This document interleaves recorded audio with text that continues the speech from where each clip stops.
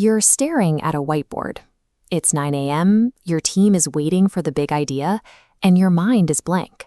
You can practically feel the physical tension behind your eyes as you try to squeeze a single useful concept out of an exhausted brain. You had your coffee, you got 8 hours of sleep. By all conventional logic, you should be operating at peak performance right now.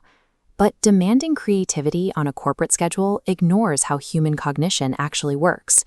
Your morning creative block marks the point where a rigid office schedule hits a biological dead end. Your brain doesn't care about the 9 a.m. status meeting. It runs on a deeply internal timetable. Right at the start of the workday, your neural rhythms are often stuck in a state that researchers call a Theta trough. During this specific phase, the architecture of your mind is physically locked out of binding distant memories together to form new concepts.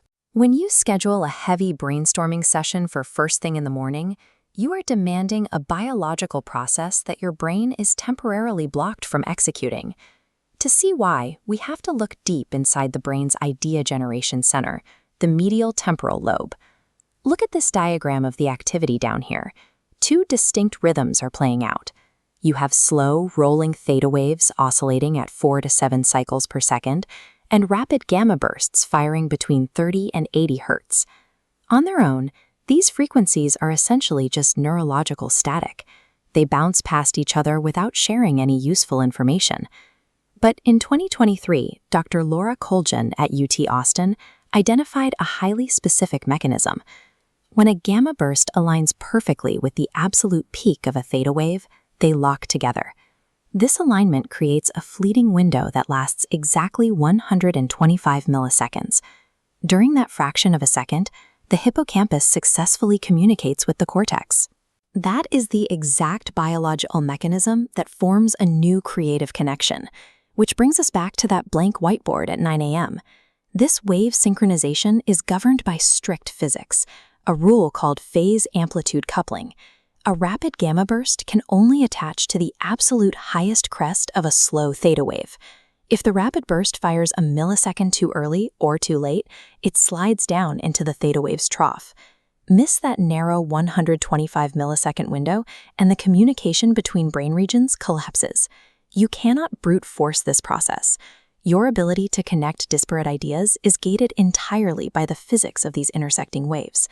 But roughly an hour later, at about 10:17 a.m., the physiological environment inside your brain shifts. Your natural circadian rhythm pushes the amplitude of your slow theta waves higher, creating larger peaks that are easier for gamma bursts to target. Simultaneously, your morning cortisol levels begin to dip, clearing out internal neurological noise that would otherwise disrupt the signal. These two independent biological curves, the rising theta amplitude and the falling cortisol noise, converge at 10:17 a.m. This intersection maximizes the mathematical probability of a successful connection. This mental clarity arrives because your brainwaves have achieved phase locking, a specific state where two separate cycles finally converge on the same frequency. 10:17 a.m. is the verifiable biological peak of your mind's capacity to turn random static into a coherent, actionable signal. Highly productive creators don't fight their way through the morning block. They treat this period of wave coherence as a physiological state that needs to be protected. This is why mandatory group brainstorms often yield nothing, while solitary practices like morning journaling organically catch those wave peaks as they happen. This sudden flash of inspiration feels spontaneous, but it is strictly time-locked to your internal rhythms. Real creative output starts when you stop trying to outwork the clock. Honor your chronobiological blind spots, step entirely away from the whiteboard, and let the 10:17 resonance come to you.